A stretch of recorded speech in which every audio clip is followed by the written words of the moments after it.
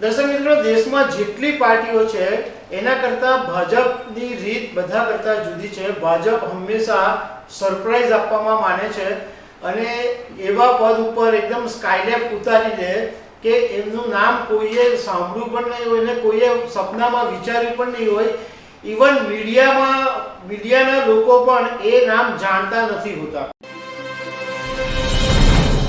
નમસ્કાર દર્શક મિત્રો, હમણાં જે 5 રાજ્યોની વિધાનસભાની ચૂંટણી થઈ એમાં ભાજપે 3 રાજ્યોની અંદર જીત મેળવી અને એ પછી મુખ્યમંત્રી પદ માટેની જે પણ ખટપટો થઈ એ બધા તમે જાણો છો કે એકદમ નવા ચહેરાને મુખ્યમંત્રી બનાવવામાં આવ્યા. જેટલા નામો રેસમાં હતા એમાંથી કોઈને મુખ્યમંત્રી બનાવવામાં આવ્યા નહોતા. હવે આ જે સરપ્રાઈઝ આપવાની જે ભાજપની રીત છે એની શરૂઆત 2014થી શરૂ થઈ હતી. તો એના વિશે તમારી સાથે વાત કરીશું. મારું નામ રાજેશ શાહ છે અને તમે જોઈ રહ્યા છો ખબરછે.com. દર્શક મિત્રો, દેશમાં જેટલી પાર્ટીઓ છે એના કરતાં ભાજપની રીત બધા કરતાં જુદી છે. ભાજપ હંમેશા સરપ્રાઈઝ આપવામાં માને છે અને એવા પદ ઉપર એકદમ સ્કાયલેપ ઉતારી દે કે એમનું નામ કોઈએ સાંભળ્યું પણ નહીં હોય ને કોઈએ સપનામાં વિચાર્યું પણ નહીં હોય. ઇવન મીડિયાના લોકો પણ એ નામ જાણતા નથી હોતા. હવે આ વાત કરતા પહેલા એ કહીએ તમને કે ચીનના એક લેખક છે સુન ત્ઝુ. એમણે એક પુસ્તક લખ્યું છે આર્ટ ઓફ વોર અને આર્ટ ઓફ વોરની અંદર એમણે સરપ્રાઈઝથી લડાઈ જીતવાની શૈલી વિશે મહત્વની વાત બતાવી છે. અને ભાજપ જે રીતના આ સરપ્રાઈઝની શૈલીથી કામ કરે છે એ જોતા એમ લાગે કે આ પુસ્તકમાંથી ભાજપ પ્રેરણા મેળવી રહ્યું હોય. હવે 2014થી ભાજપે આ સરપ્રાઈઝ આપવાની શરૂઆત કરેલી. આપણે સ્ટેટ વાઇઝ આ વાત સમજીશું. મહારાષ્ટ્રની વાત કરીએ પહેલાં તો મહારાષ્ટ્રમાં 2014ની આજુબાજુનો એ સમય એવો હતો કે જ્યારે ભાજપ અને શિવસેના ભેગા થઈને ચૂંટણી લડતા હતા અને તે વખતે ઉદ્ધવ ઠાકરે ચૂંટણી લડ્યા નહોતા. હવે જ્યારે ચૂંટણી જીતા અને વાયદા પ્રમાણે ભાજપના સીએમ બનવાનું નક્કી થયું હતું અને તે વખતે 2 નામો બહુ જોરશોરથી ચર્ચામાં હતા. ભાજપના સિનિયર નેતા, આ બંને નેતા હતા. એમાં એક નામ હતું એકનાથ ખડસે અને બીજું નામ હતું નીતિન ગડકરીનું. બધાને એવું જ લાગતું હતું કે 101% આ બેમાંથી કોઈ એક નેતા જ મહારાષ્ટ્રના મુખ્યમંત્રી બનશે. પરંતુ તે વખતે ભાજપે બધાને ચોંકાવી દીધેલા અને દેવેન્દ્ર ફડણવીસનું નામ તે વખતે જાહેર કરવામાં આવ્યું હતું. હવે તે વખતે એવું બનેલું કે આ જે એકનાથ ખડસેનું નામ ચાલતું હતું એમણે ભાજપ ઉપર સીએમ બનવા માટે બહુ પ્રેશર કરેલું, જબરજસ્ત પ્રેશર કરેલું. તો એ પછી ભાજપે જે પગલાં લીધા એ વાત બધાને જાણીતી છે કે એકનાથ ખડસેને ભાજપે સાઇડલાઇન કરી દીધા. એમને શરૂઆતમાં મંત્રાલય આપેલા પરંતુ એમનું કોઈ જગ્યાએ મહત્વ નહોતું. એમને બિલકુલ કોઈ મહત્વ આપવામાં આવતું નહોતું અને આખરે એકનાથ ખડસે કંટાળીને ભાજપ છોડીને એનસીપીમાં ચાલ્યા ગયા. હવે બીજી તરફ નીતિન ગડકરીનું પણ નામ ચાલતું હતું અને એ પણ દિગ્ગજ નેતા હતા. પરંતુ નીતિન ગડકરીએ સીએમ બનવા માટે કોઈ જાતનું પ્રેશર, કોઈ જાતની બબાલ કશું જ કર્યું નહોતું. એ બિલકુલ ચૂપ હતા. એમણે દેવેન્દ્ર ફડણવીસનું નામ જાહેર થયું તો પણ એકદમ સારી રીતના સ્વીકારી લીધું.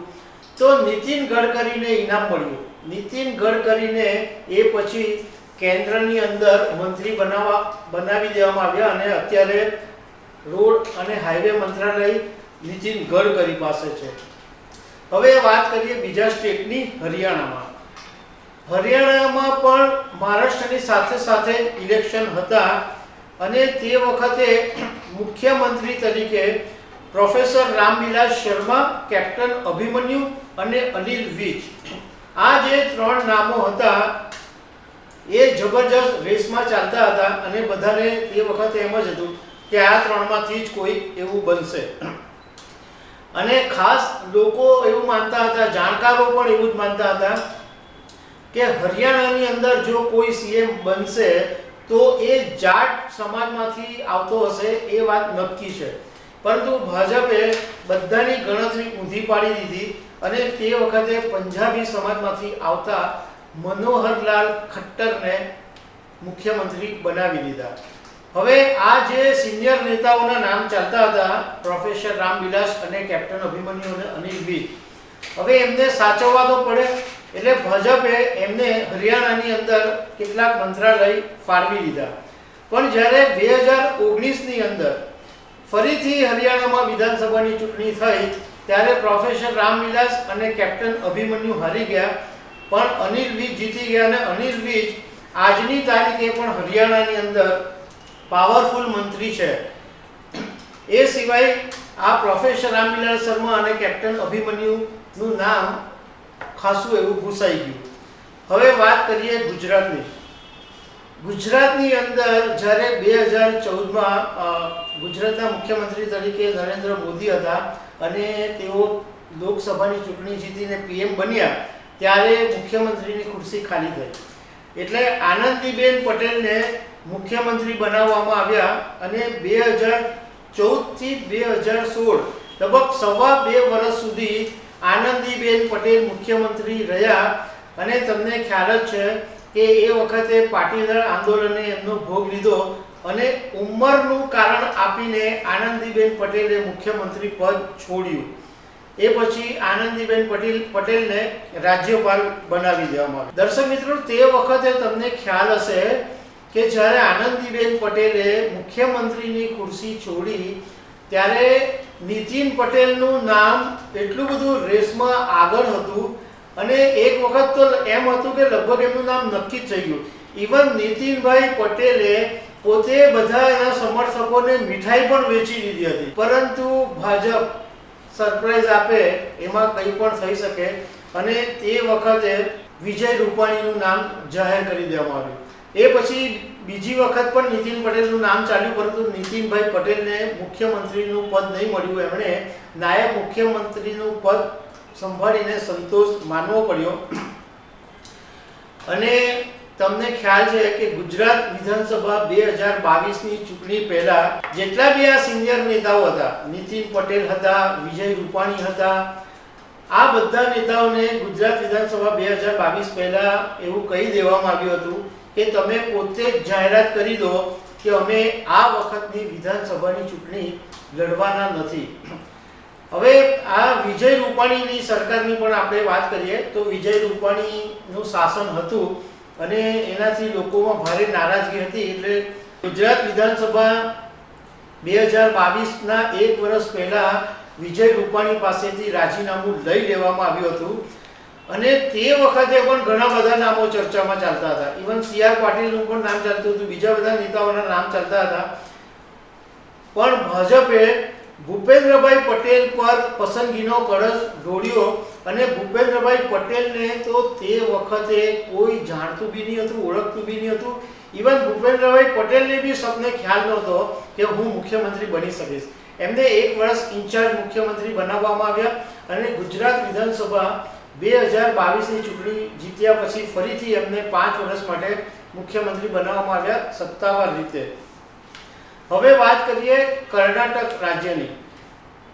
કર્ણાટકની અંદર 2021માં ભાજપે જે સિનિયર નેતા છે કર્ણાટકના અને મુખ્યમંત્રી પણ રહી ચૂક્યા છે એવા યેદુયુરપ્પાને એવું કહ્યું હતું કે હવે તમારી ઉંમર 78 વર્ષની થઈ ગઈ છે તો તમે રિટાયરમેન્ટ લઈ લો, તમારી જરૂર નથી, એવું ભાજપે કીધેલું.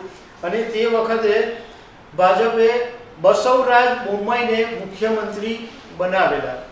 પરંતુ હમણાં કર્ણાટકની અંદર તાજેતરમાં જે પરિણામો આવ્યા એમાં ભાજપે સત્તા ગુમાવી અને કોંગ્રેસ જીતી.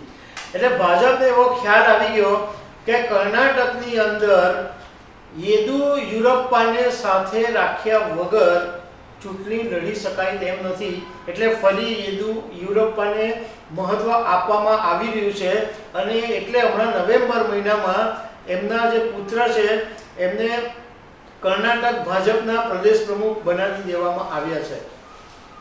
હવે ભાજપની જે કાર્યશૈલી છે એની વાત કરીએ તો જે સિનિયર નેતાઓ હોય કે જેમને મુખ્યમંત્રી પદની રેસમાં હોય અને પછી નહીં આપ્યું હોય એની સાથે ભાજપ શું કરે છે તો મોટે ભાગે એમને ક્યાં તો જો કેલિબર હોય તો રાજ્યમાં જ મંત્રી બનાવી દેવામાં આવે છે અથવા એમને રાજ્યપાલ તરીકે મોકલી દેવામાં આવે છે, જેમ હમણાં છત્તીસગઢની અંદર રમણસિંહને રાજ્યપાલ બનાવી દેવામાં આવ્યા, અથવા એમને સંગઠનની કામગીરી સોંપી દેવામાં આવે છે.